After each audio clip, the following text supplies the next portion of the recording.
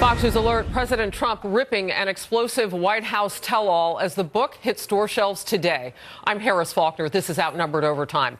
Fire and fury inside the Trump White House paints the inner sanctum of the Trump administration as dysfunctional. It's been on shelves for about 4 hours now after its publisher moved up its release date despite legal threats from the president's legal team. President Trump says it's full of lies and that he never granted access to this author for this book. But author Michael Wolff says this.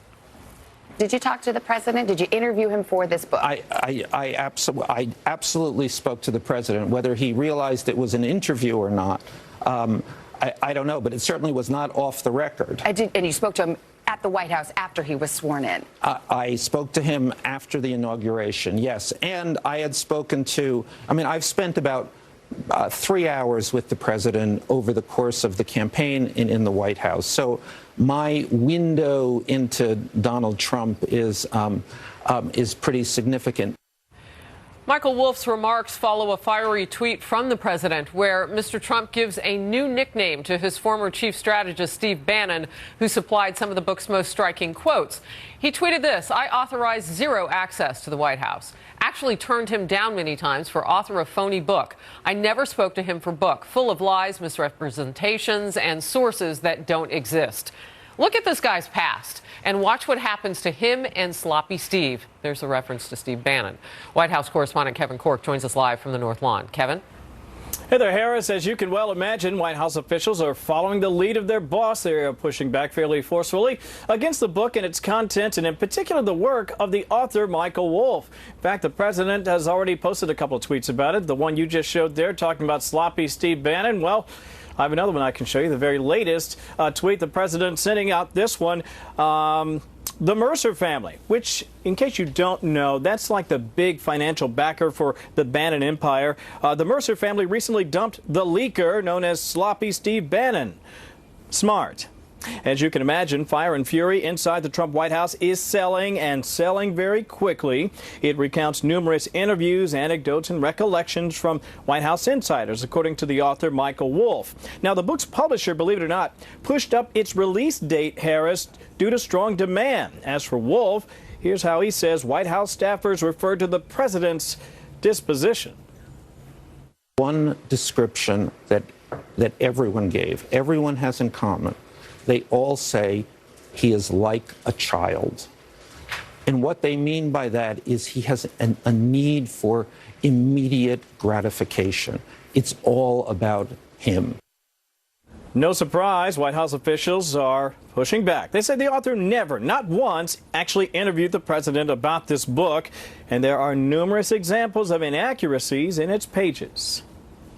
This individual, Michael Wolff, has a long history of not being very credible when it comes to sourcing, when it comes to putting books together. In fact, reporters that are routinely incredibly critical of this president have said that the journalistic practice of Michael Wolff, I think, gives everybody in journalism a bad name.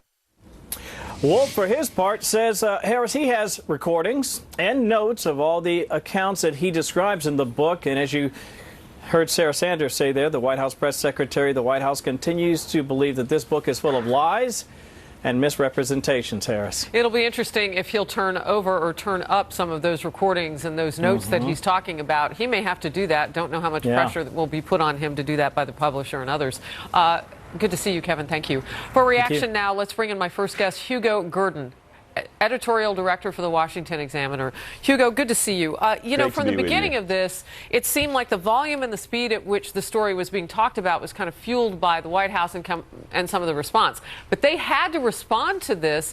Do you get the inclination, though, that it's time for them to pipe down, go do other things? What makes this go away, potentially? Well, you're exactly right that the White House response and the president's response in particular turbocharged and amped up the sales of this book, and he's obviously therefore helping spread the word about what's in this book.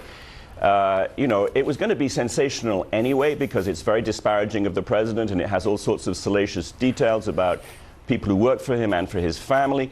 But then for the president to come out and actually and to use this book, or what's said in this book, as a breach with Steve Bannon, the kind of Svengali of the White House, that just turned this into an absolute sensation for the opening of the year.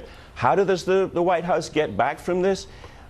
They do have to try and focus on some of the policy initiatives. As you know, the president is meeting with the Republican leadership very shortly at Camp David, and they're going to want to turn the corner over this weekend and try and get onto the policy agenda for the coming year. And it isn't just about what they would want. That's what the American people need. I mean, you know, they voted this president into office. They're waiting for him to make America great again and do some of the more things besides tax reform that he's promised to do. So it's incumbent upon lawmakers and the president to do that. You know, does Sarah Sanders have a point, though, when she points to loyalty? It is really distasteful to see people leave their jobs and do the sort of disgruntled, big breath exhale of everything that's happened. I mean, I know a tell-all book breathes. But this is a powder keg. It's potentially politically dangerous for people who do this. Yeah, I think that's absolutely right, Harris. You know, I mean, employers all across the country will know that, you know, embittered past employees are quite likely to say unpleasant things about them. And that goes all the way to the White House. You know, it's kind of unseemly, but it's also the case that people in the White House were not careful enough about the access that Michael Wolff had. And the truth is that the denials by Sarah Sanders and by the president saying that he did not talk to Michael Wolff for this book really don't cover everything.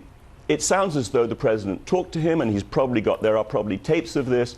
Yeah. And he just didn't know that he was talking about something which was going to turn into a huge, explosive book. So you and I can talk about journalism now. We know if he did record, depending on where he did this, and certainly in the state of New York, I mean, you do have to say to somebody that you're doing that. We don't know how those recordings came about, so I'll be very curious to see who he got on tape and how he did it. But also journalistically, you make sure that the other party knows what you're doing. Like that's you're not undercover in the sense, you're being given access. I consider that to be ethical behavior.